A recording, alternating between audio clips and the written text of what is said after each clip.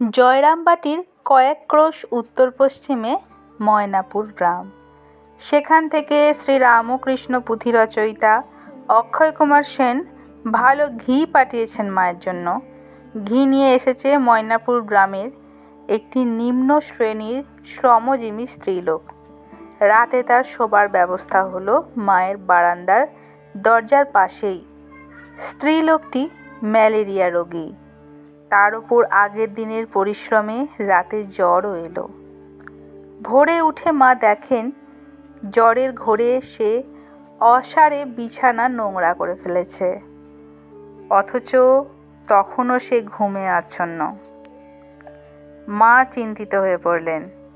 সকালে জানাজানি হলেই সবাই সেই স্ত্রীলোকটিকে তিরস্কার করতে থাকবে, তার লাঞ্ছনার সীমা থাকবে না। তাই মা ধীরে ধীরে মেয়েটিকে জাগালেন।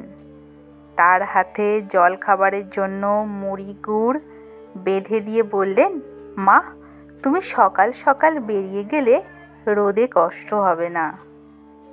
স্ত্রীলোকটি চলে গেলে কেউ ঘুম থেকে উঠবার আগেই মা নিজে সব পরিষ্কার করে ফেললেন।